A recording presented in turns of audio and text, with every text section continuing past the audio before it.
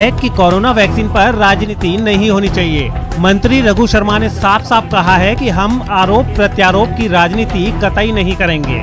Corona जैसी महामारी पर किसी को भी राजनीति नहीं करनी चाहिए, बल्कि इससे मिलकर लड़ना चाहिए। इसके साथ ही रघु शर्मा ने कहा है कि वैक्सीनेशन के लिए हमारी सरकार ने पूरी तैयारी कर रखी है। हमारी सरकार प्रदेश की जनता के लिए हेल्थ इंफ्रास्ट्रक्चर पर भी जोर दे रही है और सेहत फर्स्ट के संकल्प को साकार करने के लिए हर संभव प्रयास कर रही है। आपको बता दें कि प्रदेश के 7 जिलों के 19 सेंटरों पर कोरोना वैक्सीन का जोरों से ड्राई रन चल रहा है। टीकाकरण एक राष्ट्रीय अभियान है और ये हमारा हमेशा चलता रहता है, तो इसकी नई तैयारी की बात नहीं है।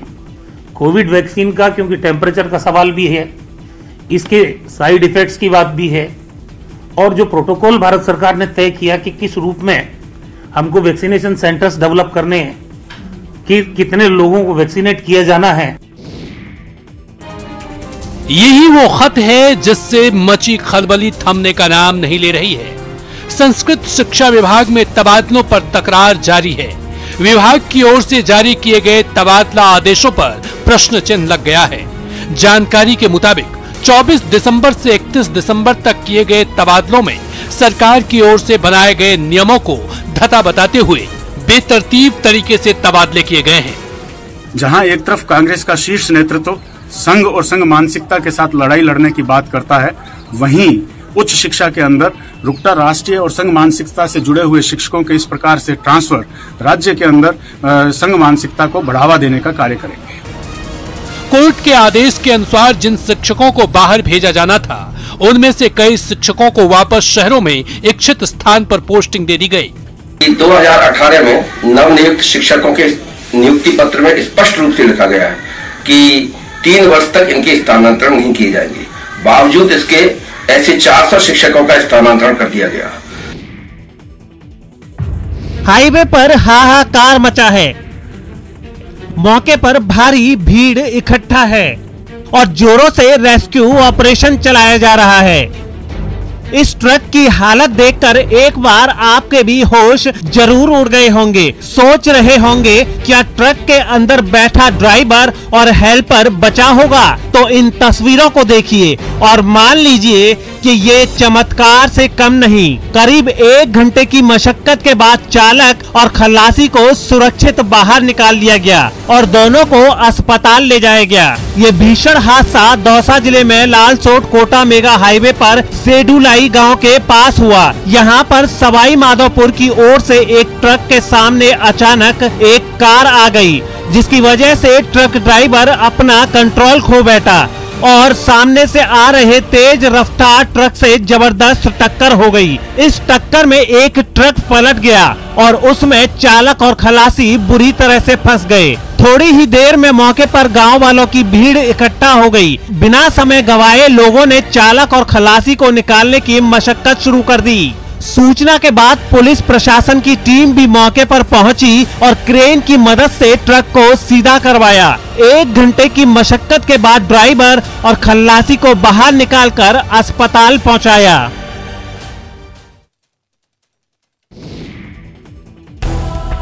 प्रदेश के कुछ इलाकों में बिन मौसम हुई बारिश और ओलावृष्टि ने जहां एक तरफ ठिठुरन बढ़ा दी, वहीं दूसरी तरफ कुदरती मार से सैकड़ों बीघा में खड़ी फसल बर्बाद हो गई, जिससे किसानों की उम्मीदों पर पानी फिर गया। बिन मौसम हुई बारिश और ओलावृष्टि किसानों पर कहर बनकर टूटी है। कुदरती आपदा की इस मार से किसान त्राहिमाम कर उठे हैं। सबसे ज्यादा नुकसान सरसों, चना और प्याज की फसलों को हुआ है।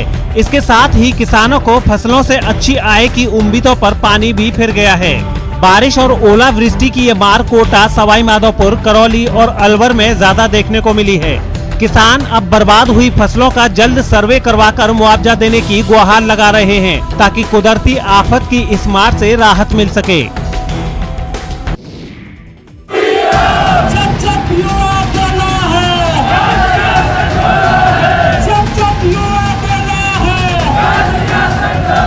बाड़मेर में युवा बेरोजगारों के साथ संवाद के दौरान जमकर हंगामा हुआ।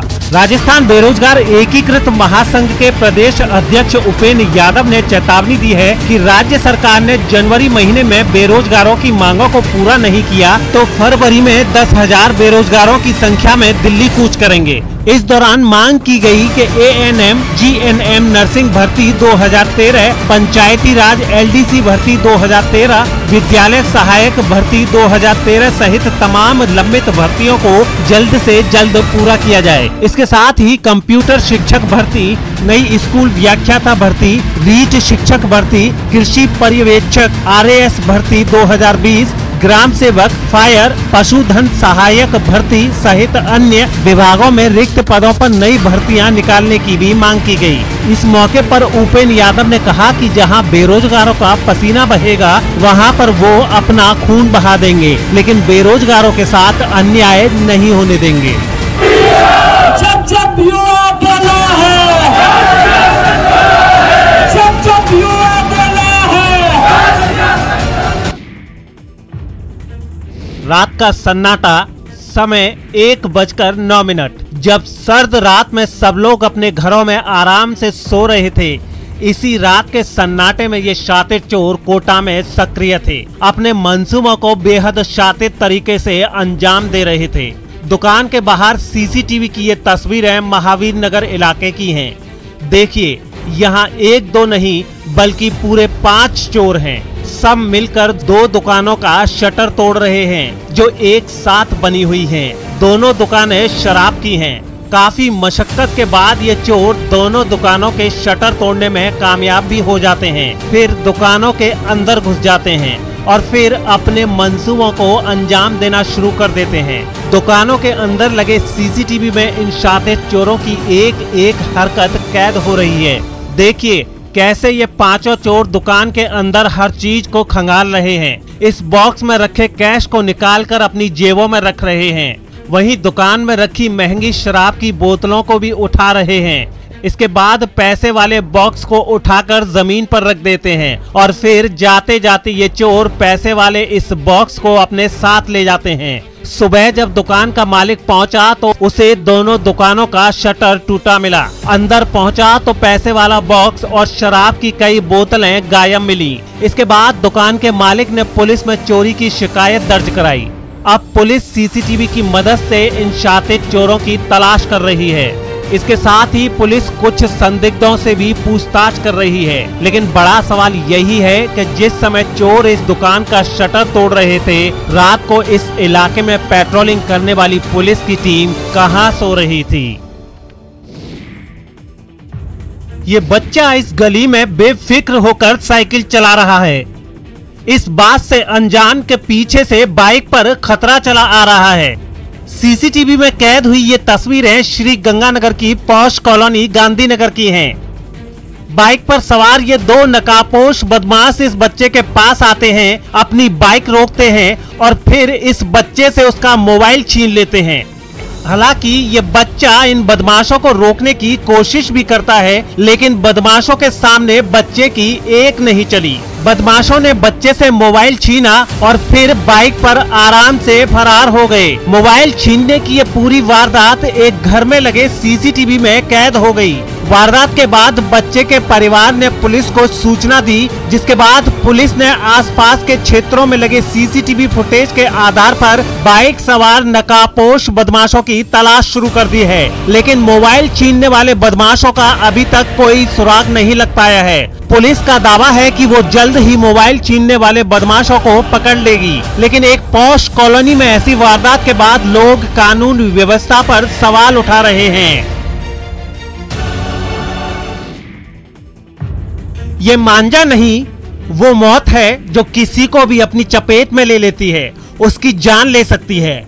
इस मौत पर प्रशासन की तरफ से पाबंदी भी लगाई गई है, लेकिन बावजूद इसके कुछ दुकानदार इस मौत को बेच रहे हैं। लेकिन सीकर में पुलिस ने ऐसे दुकानदारों की धरपकड़ शुरू कर दी है। इसी कार्रवाई के दौरान पुलिस ने इस शख्स को भी पकड़ा है जो चाइनीज मौत को बेच रहा था।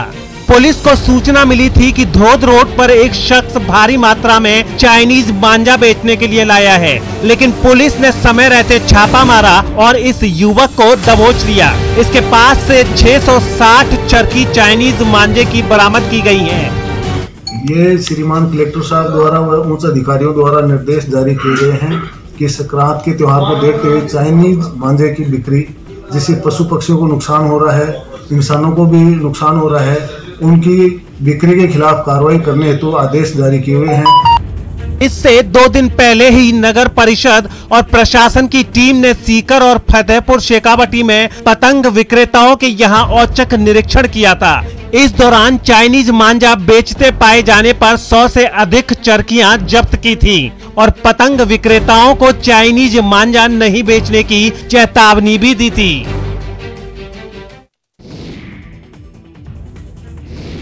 तलवार, चाकू और अन्य धारदार हथियार, पुलिस इन सब हथियारों को समेट रही है। तस्वीरें पुष्कर के उन बाजारों की हैं जहां सजावट के नाम पर इन हथियारों को खुलेआम बेचा जा रहा था, लेकिन पुलिस ने दबिश देकर सामान जब्त करने की कार्रवाई की तो दुकानदारों में हड़कंप मच गया। इस दौरान कई दुकानदार तो अपनी दुकानें छोड़कर भाग खड़े हुए, जबकि कई पुलिस के हत्थे चढ़ गए। थाना अधिकारी राजेश मीणा ने बताया कि कस्बे के भीड़ भाड़ वाले क्षेत्रों में लंबे समय से लोहे के सजावटी सामानों की बिक्री की दुकानें लगी हुई हैं। पुलिस ने इन दुकानों पर सजावटी सामान के साथ साथ अवैध रूप से बिक रहे धारदार चाकू, पंच सहित अन्य अवैध हथियारों को जब्त करने का अभियान चलाया है, जो आगे भी जारी रहेगा। इस दौरान नियमों का उल्लंघन करने वाले दुकानदारों के खिलाफ कार्रवाई की जाएगी और अवैध हथियारों को जब्त कर लिया जाएगा। पुलिस की गिरफ्त में आए ये वो शातिर लुटेरे हैं जो हाईवे पर ट्रक चालकों से लूटपाट करते थे। कोनाहाड़ी थाना पुलिस ने इन 5 बदमाशों को हथियार सहित गिरफ्तार किया है।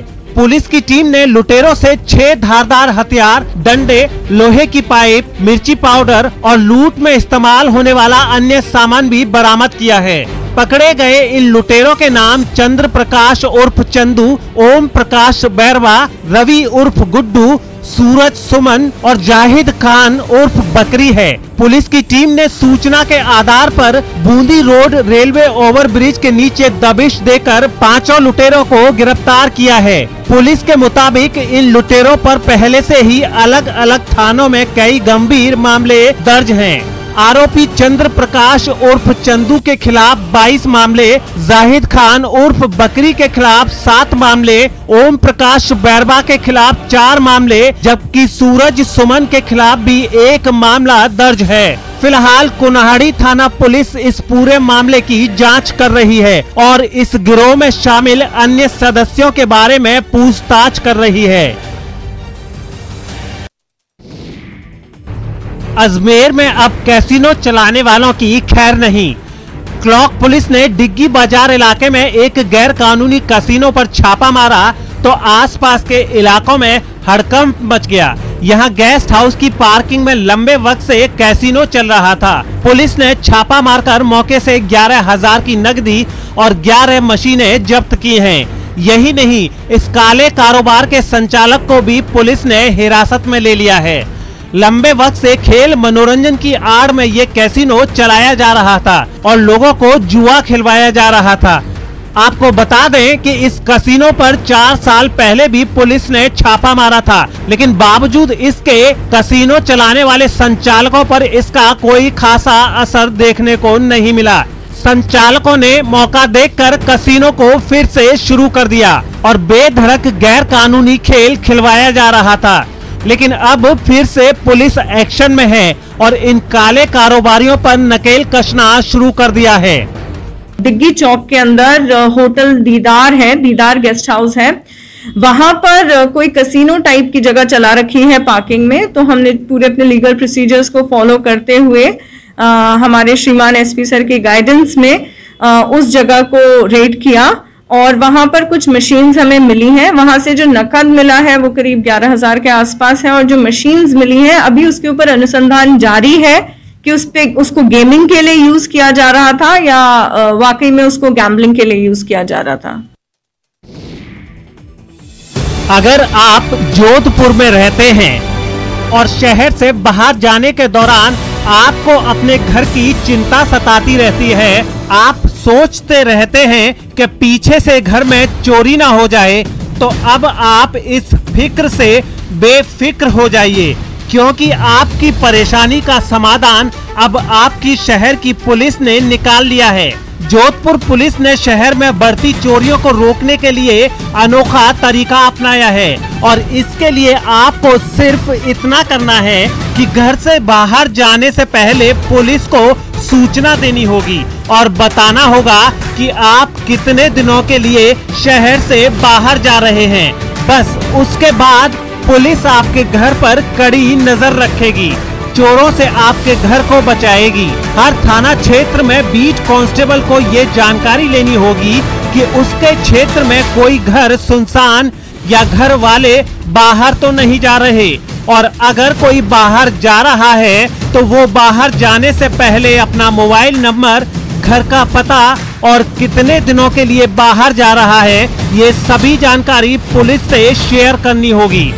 इसके बाद संबंधित थाना पेट्रोलिंग गाड़ी और चेतक गाड़ी आपके घर पर चक्कर लगाकर चोरों से आपके घर को बचाएगी।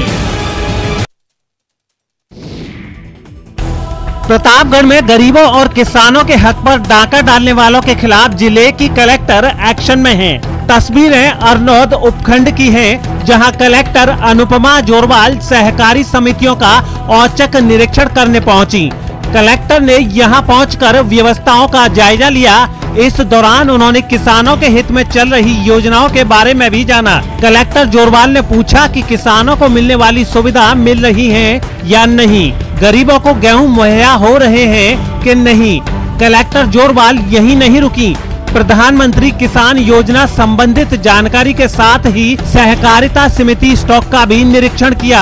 इस दौरान उन्होंने मौके पर ही खाद लेने आए ग्राहकों को अपने सामने खाद उपलब्ध कराकर उसकी प्रक्रिया को भी जाना। भरतपुर में अपराध पर नकेल कसने के लिए trainee IPS Meena Meena action में है।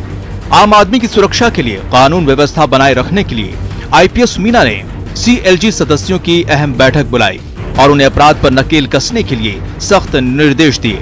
ये बैठक बयाना कोतवाली में हुई, जिसमें शहर के हर एक चौराहे पर कैमरा लगाने को कहा, जिससे कि गुंडों, बदमाशों और गलत गतिविधियों में शामिल लोगों पर नजर रखी जा सके। कोतवाली के बाहर राजमार्ग 1 पर खड़े तमाम जब्त वाहनों को हटाने के निर्देश दिए, जिससे कि लोगों को आवागमन में दिक्कतें न आ सकें। इसके अलावा बाजार में सड़कों पर अतिक्रमण को हटाने को भी कहा है। यही नहीं, जिस तरह से शहर में बाइक चोरी की वारदातें बढ़ी हैं, उन्हें रोकने पर भी जोर दिया। इसके लिए पुलिस को दिन रात गश्त करने के निर्देश दिए हैं। इस बैठक में आईपीएस मीना ने जल्द से जल्द समस्या के समाधान का आश्वासन दिया है।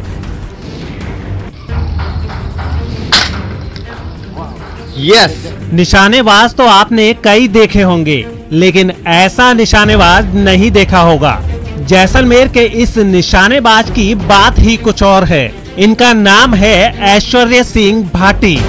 निशानेबाजी में ऐसी महारत हासिल कर रखी है कि बस बंदूक थामते ही टारगेट पर सिर्फ सीधा ही नहीं बल्कि उल्टा भी निशाना लगा देते हैं। तस्वीरों में देखिए, ऐश्वर्य ने कंधे पर बंदूक रखी हुई है और पीछे बोतल रखी हुई है जिस पर उनको निशाना लगाना है। ऐश्वर्य मोबाइल स्क्रीन पर अपने टारगेट को देख रहे हैं और आंखों में अर्जुन की तरह टारगेट पर फोकस किया और फिर टारगेट पर निशाना दाग दिया। इधर शूट किया और उधर खड़ी बोतल जमीन पर गिर पड़ी। एक बार नहीं, ऐश्वर्य ने दो बार उल्टे निशाना लगाकर अपनी बेमिसाल प्रतिभा का परिचय दिया है। ऐश्वर्य की ऐसी अचूक निशानेबाजी का ये वीडियो खूब वायरल हो रहा है और सोशल मीडिया पर ऐश्वर्य की लोग जमकर तारीफ कर रहे हैं। कह रहे हैं, निशानेबाज हो तो ऐश्वर्य जैसा। यस।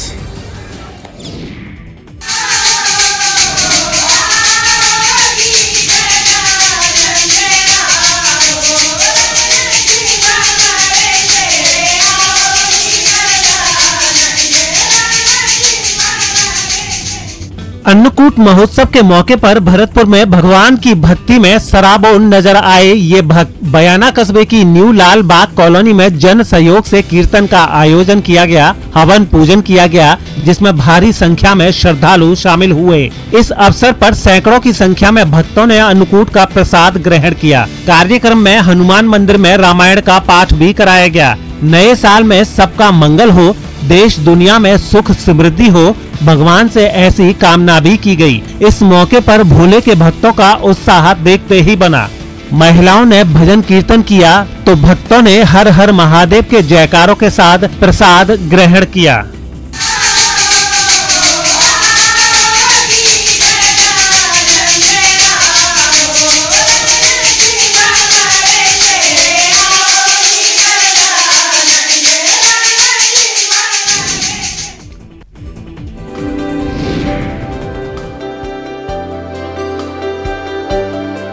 उत्तर प्रदेश के मेरठ में दिव्यांगों ने नए साल पर आत्मनिर्भर बनने की ओर एक बड़ा कदम उठाया है। सभी ने मिलकर एक होटल खोला है, जिसमें खाना बनाने से लेकर खाना सर्व करने और डिलीवरी तक का सभी काम दिव्यांग जन मिलकर करेंगे। दिव्यांग एक्टिवा हम लोग जो चलाते हैं साइड व्हील लगा के उससे अपने कार्य को करते हैं और घर घर जाकर हम जो है फूड लोगों को तक जो है पहुंचाते हैं, डिलीवरी करते हैं और इसमें कहीं हमारी दिव्यांगता हमारे आड़े नहीं आती। हम अपने कार्य को करने में सक्षम हैं।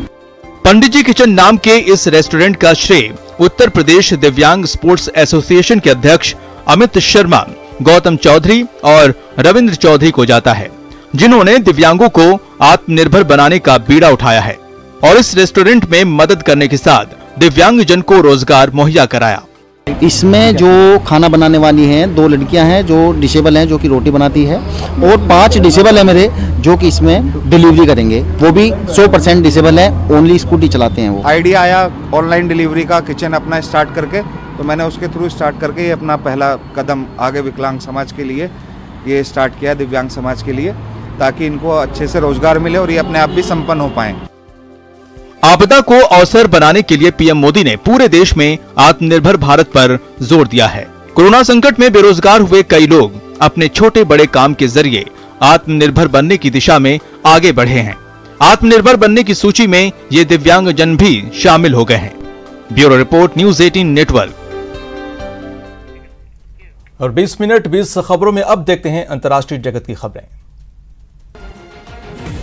सुर्खियों में भी लोगों ने नए कृषि कानून के खिलाफ जमकर बवाल किया। वहां के प्रदर्शनकारी तो सड़कों पर पुलिस से दो हाथ करने पर उतार गए। हालांकि पुलिस ने भी हार नहीं मानी।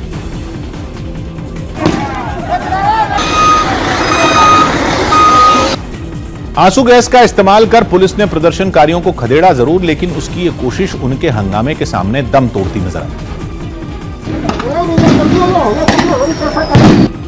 सड़क पर बिखरे पत्थरों को देख इस बात का अंदाजा लगाया जा सकता है कि हंगामा कर रहे लोगों ने किस कदर वहां कोहराम मचाया होगा। पुलिस और प्रदर्शनकारियों के बीच हुए टकराव में 2 लोगों को अपनी जान गंवानी पड़ी, जबकि 10 लोग घायल हो गए। हाईवे से गुजरने वाली गाड़ियों को भी कई घंटों तक जैम का सामना करना पड़ा।